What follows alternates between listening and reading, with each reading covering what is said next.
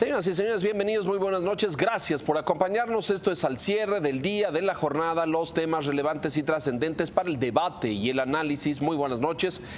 Don Mauricio Candiani, bienvenido. Gracias por estar aquí. Gracias, Leo. Buenas noches. Don Ricky Quintana, buenas noches. Muy buenas noches. Hoy concluyó formalmente la quinta ronda. Bueno, formalmente concluye mañana, pero hoy terminaron los trabajos de la quinta ronda de renegociación del Tratado de Libre Comercio. Una ronda que tuvo su peculiaridad porque se había catalogado como una ronda muy técnica donde trabajaban solamente los equipos de cada delegación, no asistían los jefes de misión o los secretarios de comercio. Bueno, pues esta tarde esto cambió un poco el tono porque el señor Lighthizer, el representante especial de comercio de los Estados Unidos, emitió un comunicado que ha caído un poco como advertencia. Dice en este comunicado el señor Lighthizer de los Estados Unidos que está preocupado por la falta de avances. No hemos visto evidencia de que México o Canadá estén dispuestos a comprometerse seriamente en disposiciones que conduzcan a un acuerdo equilibrado, dijo el señor Lighthizer, acusando a los socios de que no avanzan. Dijo que pues los vecinos negocian de manera seria y se logra que si los vecinos no negocian de manera seria y se alcanza un progreso significativo antes del fin de año, pues se ve difícil que el tratado alcance un resultado exitoso. Y bueno, pues el tema donde estuvo atorado esencialmente esta quinta ronda es el déficit automotriz, o por lo menos es el primero en la lista. Los norteamericanos siguen insistiendo en modificar las reglas de origen, el porcentaje de productos provenientes de la región y pues ha insistido mucho en esto.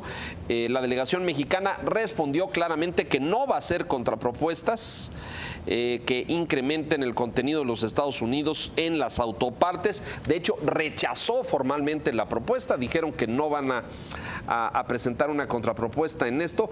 Y bueno, pues las reglas de origen, el porcentaje de los componentes de la región parece ser el tema que los tiene atorados. Parece ser que el tono fuera o hacen lo que quiero o no avanza el acuerdo, ¿no? O aceptan estas condiciones o no, es decir, no en una discusión, digamos, dialogante o de construir propuestas, ¿no? No, en realidad no hubo sorpresa porque Lighthizer ha dicho eso desde el principio. En otras ocasiones, sí. Desde la primera ronda fue el tono empleado en su presentación. Y curiosamente, a pesar de este tono agresivo de su comunicación, pareciera que pues ya tampoco asusta a los mercados porque el tipo de cambio sigue en 18.80. No se movió. Esta tarde es uno de los más bajos en los últimos meses, básicamente porque consideran que más allá de las diferencias, la negociación va a proseguir y tan va a proseguir que ya se fijó la fecha de la sexta ronda, que va a ser del día 23 al 28 de enero en Washington, en Montreal, Canadá. En Montreal, Canadá. Probablemente haya una ronda 5.5 entre las 5 y las 6. Una de en medio. De carácter estrictamente técnico, que sería en el curso del mes de diciembre en Washington. Esta sí. Entonces es una situación ambigua porque por una parte, en efecto, en los temas torales, como por ejemplo el asunto de las reglas de origen en el sector del automóvil, que es una de las grandes discrepancias entre los tres países, no se avanzó nada. Pero por otra parte hay la sensación de que el tono empleado por Lighthizer puede ser simplemente una estrategia negociadora. El argumento que algunos emplean, y por eso el ambiente en los mercados está distendido hasta cierto punto, es que Lighthizer pues simplemente está empleando este tono como parte de una estrategia negociadora, tratando de arrinconar las posiciones de México y Canadá. Y en casos como el del automóvil, pues ya México y Canadá respondieron, ni lo vamos a discutir, no vamos a presentar una propuesta alterna porque no vamos a discutir, estamos en desacuerdo con esta visión de particularmente exigir un porcentaje de contenido estadounidense en los autos armados en la región. Habrá que decir que la buena noticia en esta ronda es que no hay noticia de fractura de los Estados Unidos, porque hace 15 días estábamos en programas como estos, analizando la posibilidad de que Trump, regresando de su gira por Asia, fuera a dar un anuncio de salida. Luego también en algún momento se especuló la posibilidad de que previo al inicio de la quinta ronda se diera un anuncio cuando él estaba a punto de dar el informe de sus resultados en Asia, y no ocurrió ninguna de las dos cosas. Siguiendo el consejo que nos diera en su última visita Michael Bloomberg aquí en la Ciudad de México, hay que juzgar más los actos que los dichos. Y ese tipo de comunicados que aspiran a negociar en posición de fuerza van perdiendo un poco credibilidad cuando no se va viendo que haya esa real intencionalidad de romper la negociación. Los actos, no los dichos, muestran a un Estados Unidos, a un Canadá y a un México comprometidos en una estructura de diálogo. Ahora, hay una palabra en inglés que se llama lecturing people, ¿no? Ese comunicado que tú haces alusión es un poco lecturing the other parts, ¿no? Es así como enseñándonos cómo hay que hacer negociaciones. Y lo mínimo que podríamos decir los que no estamos en la mesa de negociaciones es decir, nomás faltaba, ¿no?, que usted diera una propuesta y los mexicanos y los canadienses dijeran sí, como sí, no, señor Leitzinger. Es más, hasta discúlpenos por no habernos tardado tanto. Esta es una negociación que involucra no solamente los gobiernos, sino los sectores privados, los que potencialmente pueden ser afectados, los que potencialmente pueden ser beneficiados y los que van a ser neutros, porque así será el resultado para sus respectivas industrias. Y es una ecuación muy compleja. Ahora, en el mundo de las negociaciones de los TLCs hay propuestas que tú estás dispuesto a conceder, propuestas que tú tienes que llevar porque quieres que el otro la acepten, y hay una tercera categoría que son las inaceptables. Y cuando Estados Unidos, desde el día que lo dijo, solicitó que además de llevar la regla de origen en la manufactura de autos para ser considerados producidos en la región NAFTA, creciera de 62.5%, que es la integración actual, a 80%, eso ya era de suyo una regla suficientemente dura para un sector, porque mover esos 17.5 puntos porcentuales es un montón cuando se analizan cadenas productivas. Pero como si eso no fuera una propuesta suficientemente agresiva, sujeta a una negociación, hombre, a lo mejor no quedamos en 62.5, pero quedamos en 68.1. Vete a saber dónde se puede encontrar un punto de consenso. Cuando los Estados Unidos dijeron, pero queremos que de esos 80 puntos o 62.5, sí, americanos sean 50 puntos porcentuales sean producidos en mi nación, eso es lo que se cataloga como una propuesta inaceptable. No hay ni que discutirla, hombre. Entonces, el equipo negociador integral, no nada más el representante de comercio de los Estados Unidos, tienen que entender que en la medida en que propongan cosas absolutamente inaceptables, la respuesta clara, soberana, respetuosa y no por ello incorrecta es decirle, señor, eso es indiscutible. Bueno, esa fue, ¿no? Y México ha sido muy firme en ese sentido. No negociamos eso, ni siquiera presentamos contrapropuesta. Esto provocó esta reacción de este representante comercial hoy en la tarde emitiendo este comunicado. Y fija postura de cosas que ya sabíamos y que vuelve a decir, como diciendo, Estados Unidos no se mueve de esta posición. La eliminación del artículo 19, que es el panel de controversias, ellos lo quieren eliminar. La reducción del déficit comercial, nuevamente esa obsesión, y sale, fíjate qué interesante, nuevamente el tema este de la cláusula de 5 años. Ahí sí nos movimos. El sunset, que México dijo, bueno, podemos siempre y cuando no signifique la terminación del tratado, podemos hacer una revisión. Pero hoy en la tarde, el sector automotriz estadounidense, fíjense la sorpresa, sale y declara que no están de acuerdo con esta cláusula de cada 5 años, porque frenaría la inversión, frenaría los planes de innovación, sería una contracción para hacer planes a largo plazo. O sea, los propios automotores y fabricantes estadounidenses dicen no queremos el sunset, la cláusula sunset. Pero allí sí se movió un poco Estados Unidos al no relacionar la evaluación estructural quinquenal del tratado con la terminación automática en caso de que no pase el examen. Ya no lo puso en la mesa, nada más dijo revisión. Hay algunos que están viendo estos signos. México dispuesto, sí, vamos a hacer ese balance estructural, no nos negamos a hacerlo, y si quieren cada 5 años, lo hacemos cada 5 años, si lo quieren anual, lo hacemos anual, pero no con salida automática. Estados Unidos ya se dio por satisfecho con la aceptación del balance estructural. El secretario de Economía, Guajardo, también planteó, vamos a platicar con Estados Unidos de cómo reducir los déficits, no nos negamos a esto, no es un tema para el que México no tenga disposición a dialogar. Entonces vamos a buscar, si a Estados Unidos le preocupan mucho sus déficits, hay mecanismos para tratar de reducir los déficits, pero no pueden hacerse por decreto ni a través de medidas proteccionistas. Entonces, algunos están viendo en estos signos todavía destellos, todavía elementos aislados, la posibilidad de que fuera de las bravuconadas de Lighthizer sobre la base de hechos, eventualmente veamos al paso de las semanas un cambio en la posición. Y hay que decir una cosa, estamos entrando en la fase crítica donde cada vez sería más correcto, fíjate lo que voy a decir, que supiéramos menos de los detalles finos del acomodo de las piezas. ¿Te refieres al público en general? Al público en general, porque toda publicidad a ciertas posturas provoca reacciones, afecta las estrategias de negociación de cada parte. Porque tiene que quedar bien no nada más con su contraparte, sino con su, digamos, público, con su público y además con su propia estructura y sus de mandos, productores, ¿no? etcétera. Entonces, tendríamos que, digamos, yo que apelo a que sí haya un NAFTA 2.0 y que sí haya una prolongación del TNC en el tiempo sin Sunset Clause, creo que deberíamos de dejar a los negociadores que vayan digiriendo. El mejor ejemplo es lo que acaba de pasar con el Sunset Clause. Sale una propuesta, claro que dijimos eso no es viable, los propios sectores productivos en los 3 países eso no es posible, pero México con mucha inteligencia dice, mira, no a la negativa ficta, pero sí podemos hacer una revisión. Y como dijo Enrique, con el humor negro que le caracteriza, si la quieres cada 5, y si la quieres cada 10, como quieras quiero, mientras no esté ligada a una terminación automática. Y entonces Estados Unidos modera un poco esa postura y como que se va dejando de lado.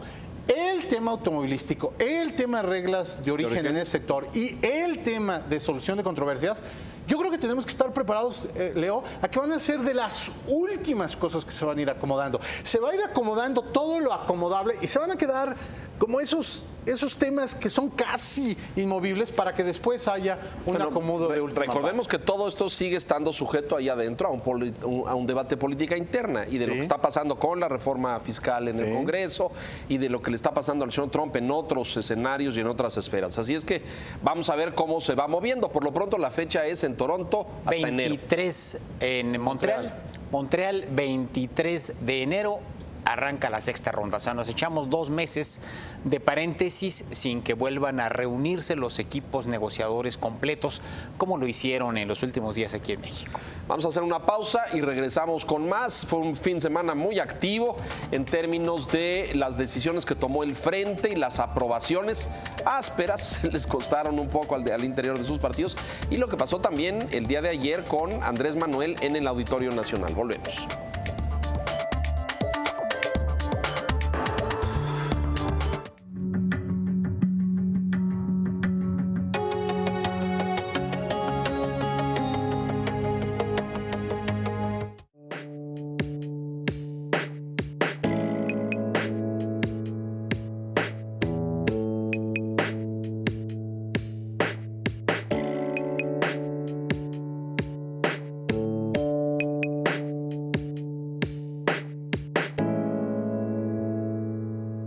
Blanca Becerril y Héctor Jiménez Landín registran la información política indispensable para la toma de decisiones. Bitácora Política, con Blanca Becerril y Héctor Jiménez Landín, lunes a viernes, 7 de la noche. Porque reconoces lo importante, el financiero Bloomberg.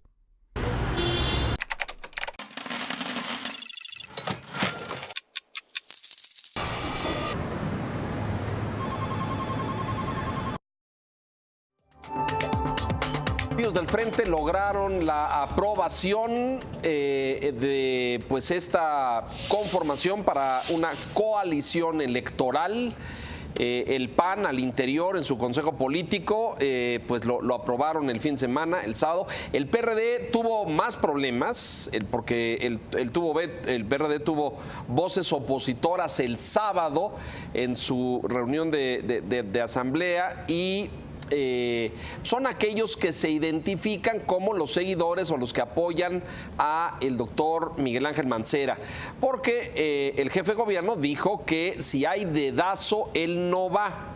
No a la simulación, dijo el señor Mancera. Entonces, al PRD le costó todavía 24 horas la aprobación, pero esto que está usted viendo es justamente pues la presentación formal ante el INE, el Instituto Nacional Electoral, de este frente con fines de coalición electoral. Más tropezado en el PRD, en el PAN como que fluyó más fácil, ¿no? Sí, fue una sola sesión de la comisión o el comité encargado de la aprobación.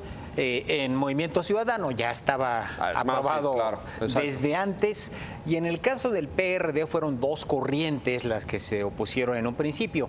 La que referías, muy cercana a Miguel Ángel Mancera, encabezada por Héctor Serrano, y ADN, que encabeza Héctor Bautista, y que fue de donde provino Juan Cepeda, el candidato al Estado de México, al gobierno del Estado de México, que despuntó como uno de los futuros líderes seguramente del partido. Al final hubo una negociación de la cual no hay claridad de qué fue lo que hizo que se destrabaran estos obstáculos, y se logró la aceptación de la coalición electoral. Es decir, el frente se convirtió ya, por lo menos está en el proceso de hacerlo, falta que el INE dictamine, en coalición El gran pendiente ahora es la selección del método. ¿No? Bueno. Que ese es el gran dilema en el que están metidos ahora, ¿no? Avanzaron en esto, pero retrocedieron en otra cosa.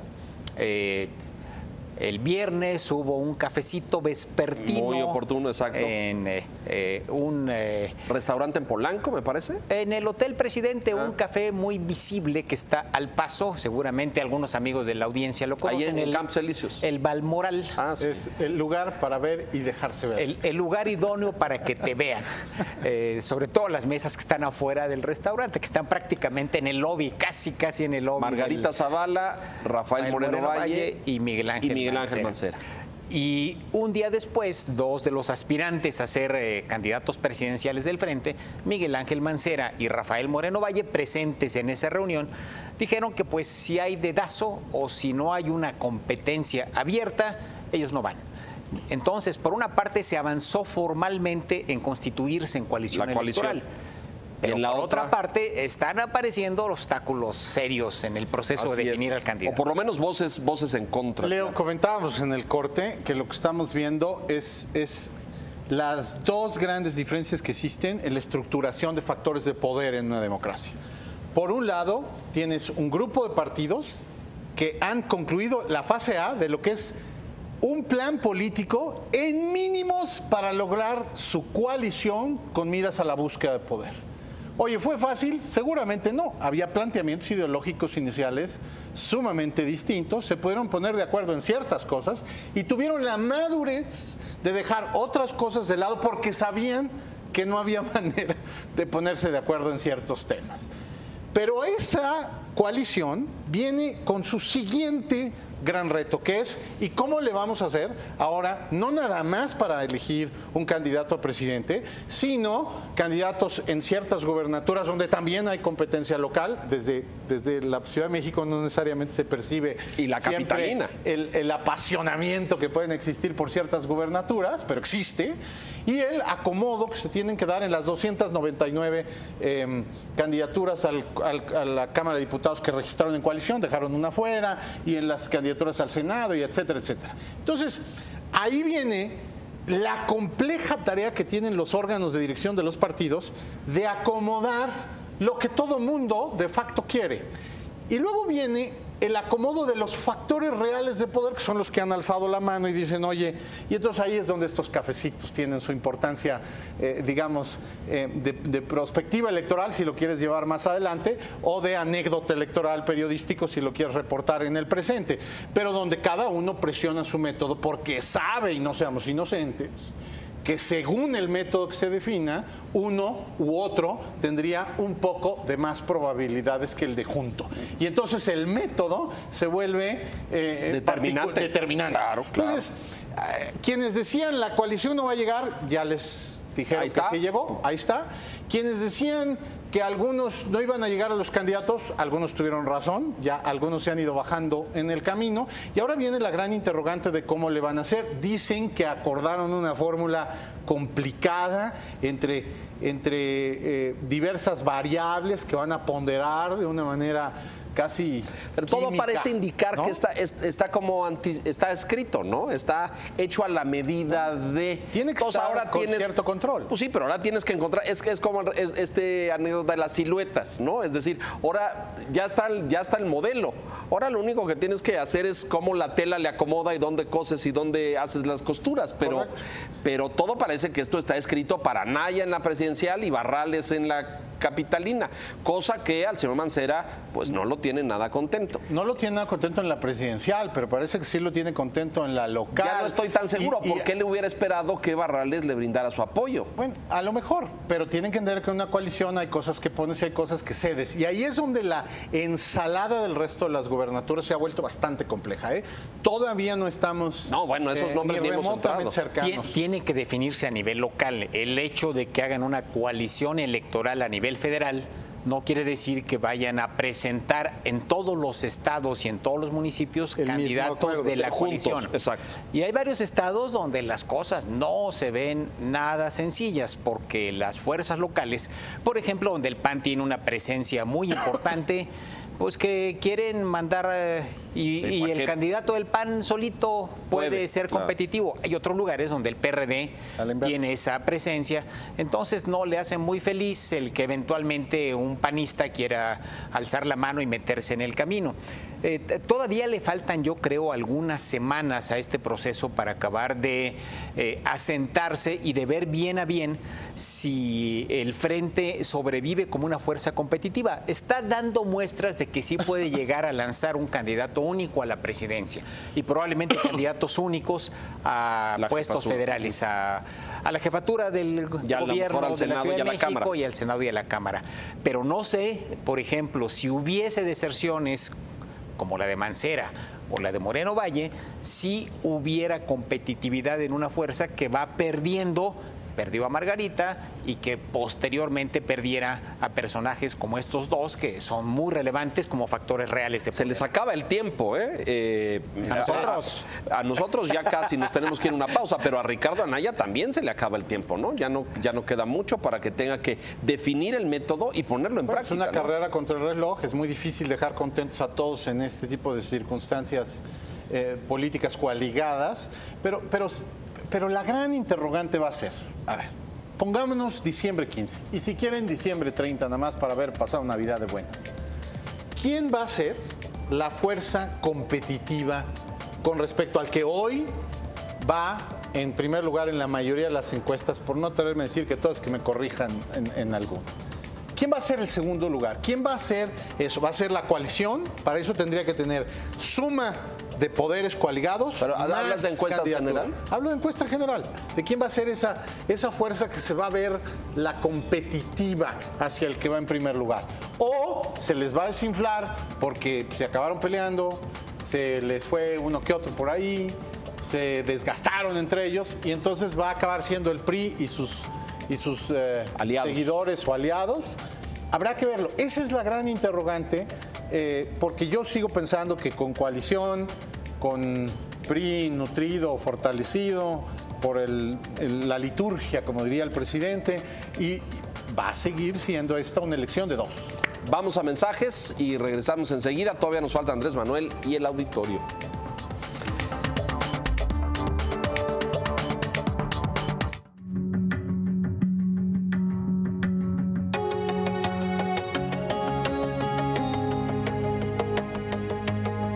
En En el financiero Bloomberg te presentamos lo más sobresaliente de la Feria Internacional del Libro de Guadalajara. El festival cultural y editorial más importante de Iberoamérica, este año tiene como invitado de honor a Madrid. Acompaña a Mauricio Mejía y Javier Risco a este encuentro de literatura en transmisión especial desde Guadalajara, del 29 de noviembre al 1 de diciembre. Porque reconoces lo importante, el financiero Bloomberg. Bueno, rápidamente, Andrés Manuel, en un acto masivo el día de ayer en el Auditorio Nacional, 10,000, algunos dijeron más de 10, 12, 14,000 personas, presentó en un documento de 9 cuartillas sus propuestas de gobierno. Ahí vea usted quienes lo acompañaron, su gente más cercana, Alfonso Romo, Claudia Sheinbaum, gran espaldarazo a Claudia Sheinbaum, le levantó la mano por si alguien dudaba que no tenía el respaldo. Algunas voces inconformes en las gradas. Cuando la señora Laura Esquivel leyó el plan de educación, se levantaron ahí unas voces gritando que había una imposición en Querétaro, de Morena estamos hablando. Ricardo Monreal, el gran ausente, aunque el señor López Obrador dijo que se queda y que van a evitar la división y la desunión. Un escenario probable que ayer dibuja López Obrador, ya con la presencia de Monreal oficial en Morena, pues es la presidencia de Morena, ni más ni menos, porque López Obrador va a tener que dejarla en algún momento. Para ser candidato. Y otros personajes que eventualmente podrían ocuparla, como Batres, que ya la ocupó alguna vez, pues también van a tener chamba de candidatos. Batres, candidato a senador por la Ciudad de México. Entonces, pues Monreal es el indicado, va a regresar a un puesto relevante. Esto fue uno de los hechos que ayer se presentó en el auditorio. Otro hecho interesante es el estilo Morena. El programa de gobierno tiene 400 páginas, muy elaborado, sí, muy denso, y bueno, lo aprobaron, presentó Alfonso Romo la introducción, luego hubo otros personajes que presentaron capítulos, como el que refieres, sí, de cultura, Esteban Moctezuma presentó la parte social, Abel Liber la parte económica, y bueno, ganó el plan, fue aprobado de manera unánime. Hasta donde se tiene registrado, nadie votó en contra. Mucho de ese énfasis plan de gobierno. En inversión social, en programas sociales, sí, mujeres, adultos mayores, niños, universitarios. Me parece que es una tarea leer ese programa con atención para tratar de encontrar los comos por algún lado, porque de lo que yo empecé a leer en esta mañana, había un largo listado de deseos y de qués, incluso de cuántos, en algunos casos, y vamos a poner acá y vamos a mover allá y vamos a crear esta bolsa y sí, vamos a invertir acá. Redistribuir recursos muchos, sí. Y no queda del todo claro cuáles serían las diferencias relevantes en los cómo vamos a hacer eso sin más gobierno, con reacomodo presupuestal, sin otras cosas que dijeron. No más impuestos, respeto a la propiedad privada y una cosa. Lo que me parece increíble es que tenga Morena que aclarar en pleno siglo XXI en un país democrático como México que va a respetar la propiedad privada y que le aplaudan por ello uno que otro aplauso que bueno, pero es uno de los señalamientos que se les hace, sí, ¿no? Pero es que lo que hay que decir también es, nomás faltaba que no, pues si es un derecho constitucional, habrá que elevarlo a derecho constitucional casi. Pero otra cosa que quiero señalar en nuestro auditorio es, contrario a lo que veníamos hablando de la coalición, esto es exactamente la segunda parte de la clase, digamos, de ciencia política que tomaría cualquiera de los de estructura de poder. Es un hombre en control de una fuerza política discutiendo quién se le suma, si se le va a alguno o no se le va, si se suman otros que llegan o no se suman. Pero está claro quién es el candidato, la pregunta es con quién más irá, en todo caso. No está claro, de hecho ya se definió el método para elegir al candidato presidencial, va a ser por encuesta. Entonces, dependiendo de quién esté mejor posicionado en la encuesta, ¿entre quién y quién? Se definirá si es Andrés, si es AMLO, si es López Obrador o si es Manuel. O si es Manuel. Los caricaturistas se dieron vuelo después de esa consideración. Rápidamente, muchos programas sociales contienen la propuesta Procuración de Justicia, más que guerra contra el narco, la inseguridad. Una Guardia Civil, propone el señor López Obrador, regreso gradual del Ejército a los cuarteles y mando único policial, y destaco esas, ya no nos alcanza el tiempo.